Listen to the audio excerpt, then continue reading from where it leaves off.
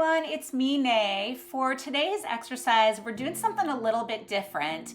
I am going to have everyone start with their art project, and then we're going to kind of stop the art project and do a somatic exercise while we're doing the art project, part 2 of the art project. So I know that sounds a little weird, and if you don't want to do it that way, it's fine, but I'm going to start you with the project, instruct you on the somatic exercise, and then continue the project.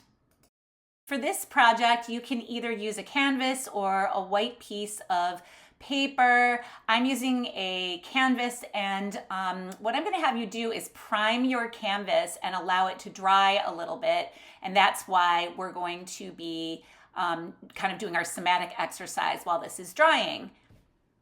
You will also want to have on hand an assortment of pens, markers, and a lot of ripped pieces of paper or paper that you can tear, because we are going to be making a torn paper bouquet, which sounds maybe easier than it is, but it is a lot of fun, and there is no right or wrong way to do this. To start, I'm going to create basically like something that looks like a table or a flat surface. You could either do it so that it's flat across the entire little bottom of the paper there, or you can make something that is more round looking, and that's what I opted to do this time. Either way is fine. It's just up to you, and I encourage you to do this exercise more than once and try it both ways. Once you decide which way you want your piece to go, then all you need to do is kind of lightly pencil in your line, and you're going to paint all the way around that thing that you're using to indicate it as a tabletop. In my case, I decided to use black. You could really use any color that you like, but I decided to sort of go with a dark background.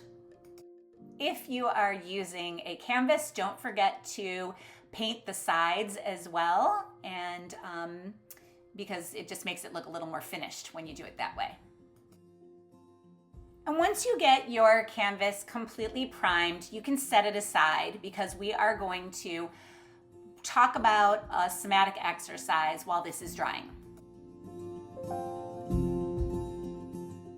The somatic exercise I'm going to be talking about is called eye patching, and it is a very weird, little-known somatic exercise which can really help to reduce anxiety and especially panic if you're in the middle of having feelings of overwhelm. Eye patching therapy was originally devised by Dr. Kaplan back in 1987. He was working on helping children to improve their eyesight through eye exercises. He later discovered that these same exercises had a calming effect on people and helped to change their perspective and their negative thoughts. We know that the brain has two sides, the left and right hemisphere, and communication between these two parts is in the form of neural messages. The left hemisphere allows us to think logically, rationally, and critically, and process information chronologically. It helps us to focus on details and break information down into smaller chunks. This is the side of our brain that lets us handle the material world. We can measure, figure, and do what we need to do in the real world.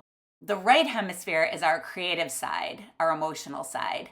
It allows us to think non-rationally, symbolically, intuitively, and it connects information together and sort of surpasses regular consciousness. It allows us to imagine, to dream, and to have goals.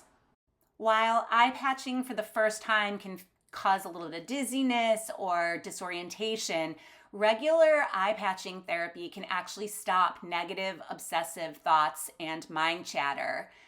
Essentially, it creates equilibrium between the left and right hemispheres, resulting in more balanced thought processes. And if you do it regularly, it really helps to stop obsessive thinking in its tracks. What I'm going to encourage people to do with me, if you're open to it, is to grab a soft little cloth or a tissue or a piece of fabric, something that's very soft, that you can, if you're a glasses wearer, you can stick it right behind. I'm using one of those little, like glasses cleaners things. So it's really, really soft. And we're going to start out by patching the right eye. So I'm going to just push this little thing back here behind my right eye. And we're just going to feel that for a second. It's important to keep the eye under the patch open. By covering the right eye with a patch while keeping the other eye open, the left brain activity slowed significantly and caused the brain to send more information through the nerves between both brain halves. The idea is to place the patch over your eye and experience the patch for 5 to 20 minutes or until you feel uncomfortable, whichever comes first. You put the patch first over one eye, then the other eye in the same way, 5 to 20 minutes. Practice daily until you are comfortable wearing the patch on each eye for about 20 minutes. If you feel distressed, take the patch off, take some deep breaths, and make sure to relax. So what I also notice, and I'm aware of now, is you lose your peripheral vision, right? Big time. Like you can't see. If you pick up your hand, right? Your hand that is, let's go with a hand that's the same side as your eye patching. And I'm going to have you put it right in your center, like where your nose is. So center line. I'm going to have you with this hand, move it over until it's out of your range. So you don't see it anymore. So for me, it's, it's just over to my right a little bit. Then I'm going to have you take your other finger, center line, keep your hand up there. So keep this one up. It's hard to get, so pretend I'm like this. And then take your other finger and just run it without moving your head. Just see how long you can see that until it goes out of your peripheral vision. If you really notice it, it's about 180 degrees. It's like a line.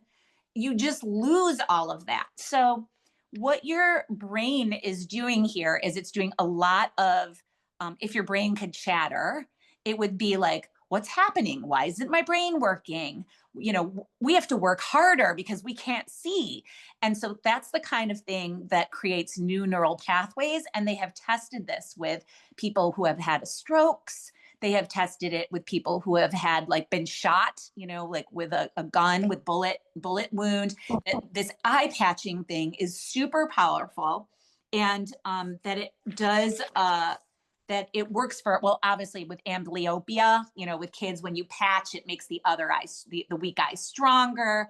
And it has been, people, when they test it, on an ongoing way, when they do this in a regular way, it's been shown to show the brain's adaptability because you really can grow new neural pathways.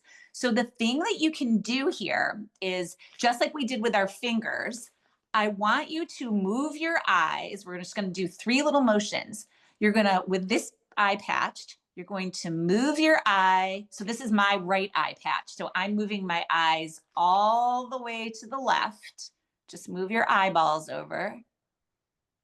And then slowly trace the room and move your eyeballs all the way over to the right where your patch is. And then you're going to move your eyeballs up to the ceiling. And then you're going to move them, so move your eyeballs so that you're looking down. And it's just such a very weird sensation. And we're going to just stay here for about 2 minutes. And I don't know about you, but my painting is, my background is almost dry. So this is going to be perfect. Because when we switch eyes, I want you to notice how it feels before we do it. And then we're going to keep this into our other eye, because if we're doing this right, we're going to be patching our left eye. So that is the part, I said this before and I always have to check, that's going to be our right hemisphere, which is our creative, emotional, all that stuff, which is what we need to use tonight. So we're just going to sit here for a minute and just give it a moment. It's probably been 5 minutes or so. Let's give it 1 more minute just to kind of really get it. And then what I'm going to ask you to do is, when you remove this, which we'll do together in a moment, I really want you to pay attention to the sensation that you feel. So really tune in to the sensation that you feel and where you feel it. Okay? So I'm going to say, remove that cloth. It's not uncommon for some people to experience a spacey, disoriented feeling. Some people even can experience a nausea or a headache. Some people feel like they are having some cloudiness of thought. But after you practice this for a while, then people often report a lessening of mental clutter.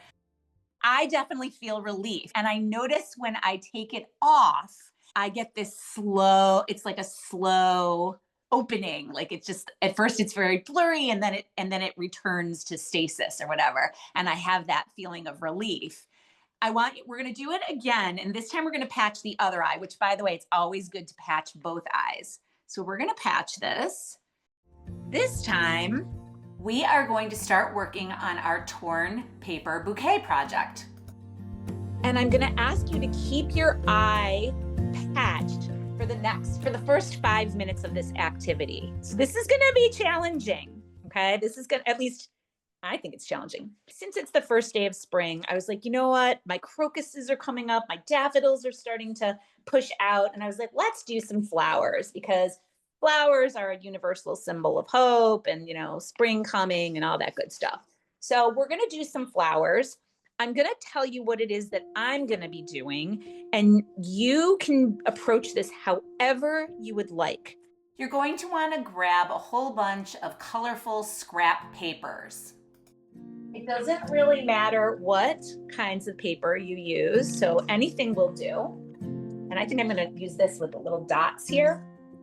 So for the next 3 minutes while our eye is patched, you're just going to take whatever paper you have and draw some flowers. I like to draw at least 3 or 5 of the same, but you're just going to want to do something sort of simple.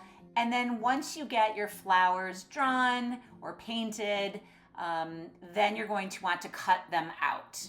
After you've cut out the first few shapes, then you can remove the eye patch. Just kind of notice what your body feels like and appreciate it as it returns to homeostasis. Now we're going to really shift gears to focus more attention on our project. In preparation for this class, I spent about a half an hour making a lot of paper flowers. So you may want to stop the video and just play around making different shapes, different sizes, and then start the video again when you have about 20 or 30 different shapes. Honestly, they don't even have to look like flowers. These are just scraps from a whole bunch of projects that I've gathered.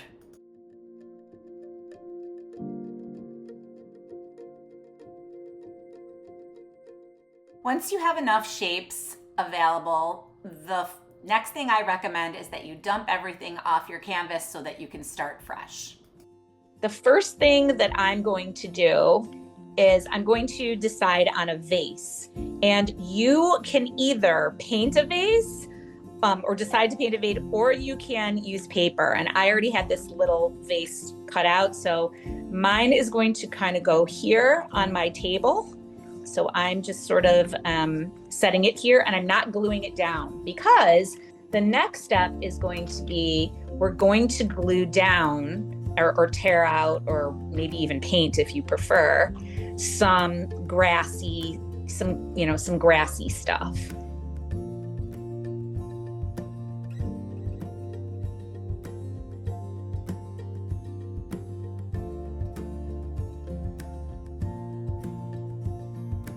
So I'm just putting in some greens for like where my plants might be. I'm just sticking some stuff in here, not gluing down. So I'm just going to put a whole bunch of glue down, and I'm going to start to lay in these grasses or leaves or whatever whatever you're thinking of. And they don't even have to make so much sense. So like, obviously this one's not even going into my pot, but it's okay, because eventually, so it might be something like this is going to be happening. I don't even know yet, but there's going to be lots and lots of flowers here. So we're just kind of setting things down. Don't get stressed about any of it because a lot of this is going to end up being covered. It's just a light coating of the gel just so that it stays down for you. So I'm giving some stems.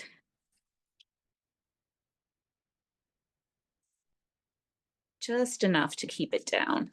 And you can probably get a sense of why I opted for the black, just because it's, I'm not going to really have too much black in my floral here. So you can just stick as many things down as you want. They can really be anywhere. So just don't worry. Just have fun with the greens. Here, I'll even remove my pot. So we're just going to stick some of these greens down. And if you're just getting here and you're, at the creation of the flowers or the painting of your canvas right now, that's fine. Just take your time. We've got plenty of time tonight. And we can even take a break as necessary.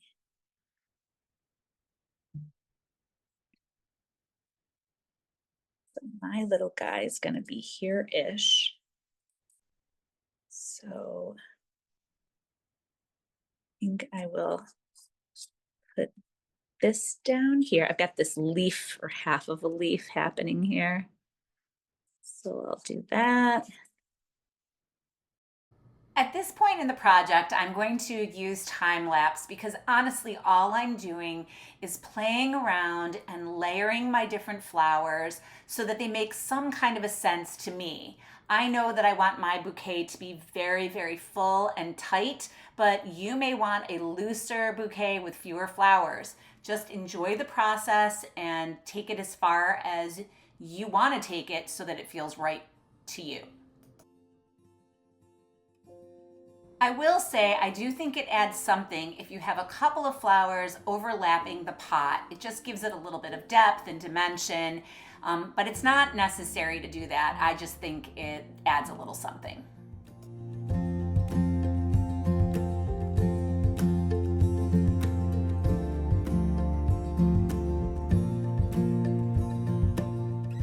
One thing that's important to notice is that I have not glued down my pot yet. I'm still really just futzing around with the arrangement, making sure that I like everything, gluing things down, but I never really glue down those pieces that are going to go over the pot until the pot is secured.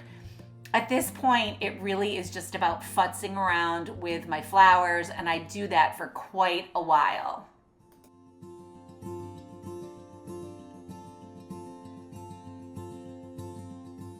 Once my bouquet is the way I want it to be, then I finally have a chance to think about my table. You can paint on or draw on patterns or use other paper, but I decided to keep it simple and used some parchment colored paint to create a very simple, simple tablecloth here.